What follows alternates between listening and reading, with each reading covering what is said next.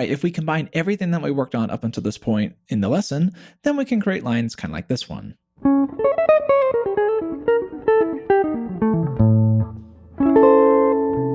Today I want to show you a sound that players like George Benson and Mark Whitfield use extensively, and when I discovered it, it changed everything for me. We're going to be looking at this super useful diminished sound today, and all the things that we can pull from it. Let's get into it.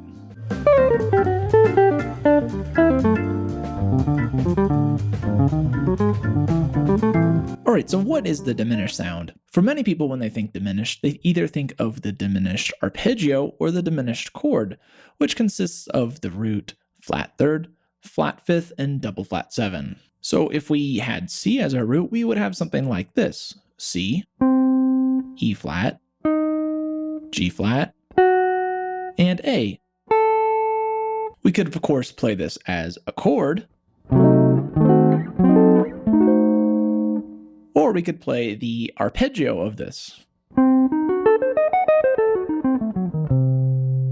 However, what players like George Benson and Mark Whitfield think about when they think about diminished is more something like this. This sound is a 13 flat 9 sound and uses the diminished over dominance, and really is just an A major triad over C. So why is this important? Thinking about diminished in this way opens up so many more doors than just thinking about the arpeggios or the chord.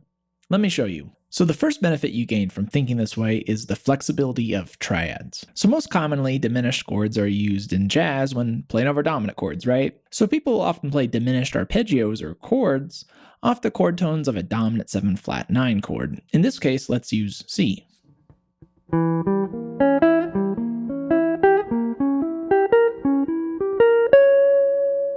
And when you do this, you can play bebop lines that sound kind of like this.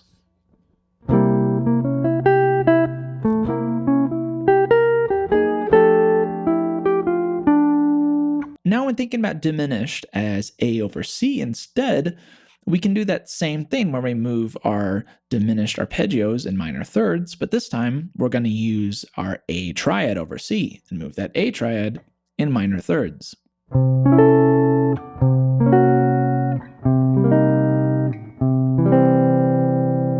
Already this opens up so many doors, because what we can do is play any one of these triads off a C7 chord, and then use that triad to resolve to our 1 chord, in this case F major 7.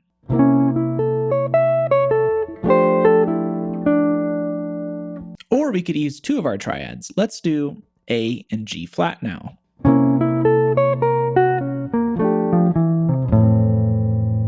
And we can even mix these triads with the diminished arpeggios like I showed you previously.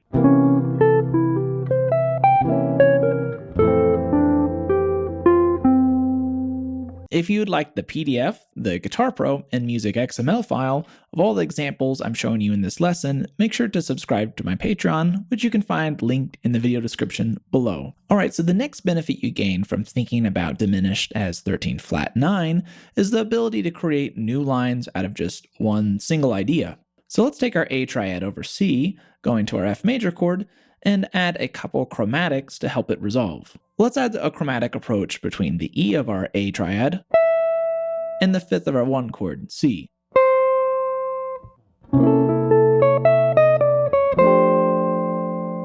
So this in itself is a great 5-to-1 line, but remember that we can move our triads in minor thirds, and the same can be done for lines that we create using these triads. So let's move this exact same line down to G flat. If we moved it again down to E flat, and then again down to C, we'll also get similar kind of lines.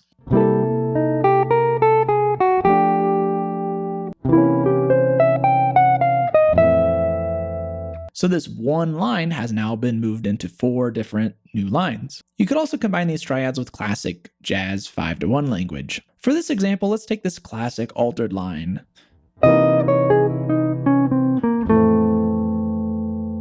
Now let's use the line that we created with the C triad and link it to this 5-to-1 line.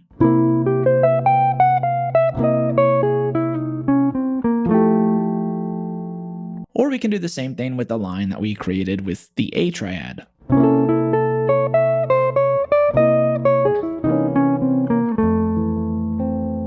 In all these, I'm just finding ways to link these triads using chromaticism to jazz language that I already know. All right, so the last benefit that you gain from thinking about diminished as 13 flat 9 is the use of patterns. Let's take this pattern for example.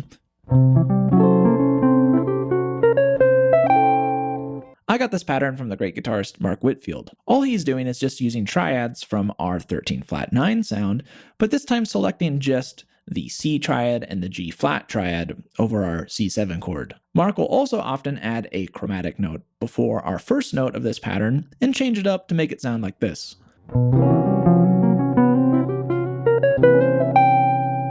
Now you can also use this pattern off the other two triads that we're leaving out, being A and E flat. You can also flip the starting note of these patterns. So instead of starting on the C triad or the A triad, we could start on the G flat triad or the E flat triad.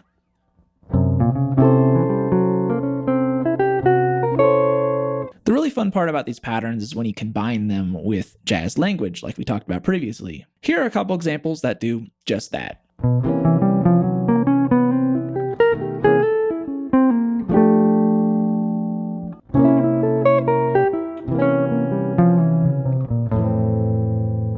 So now we have so many different options to use over dominant chords that can be linked to other things such as jazz language or help us resolve to our one chord. Keep in mind that we can use all this stuff over just a diminished chord as well, but we'll need to think about the natural 7 note in the bass instead of our root. So all the stuff that we worked on would work over D flat diminished today instead of a C dominant chord. I want to demonstrate everything that we worked on today in a short one chorus blues etude. If you'd like the PDF, the Guitar Pro, and the XML file for not only this etude, but all the stuff that we worked on in this lesson, make sure to subscribe to my Patreon, which you can find linked in the video description below.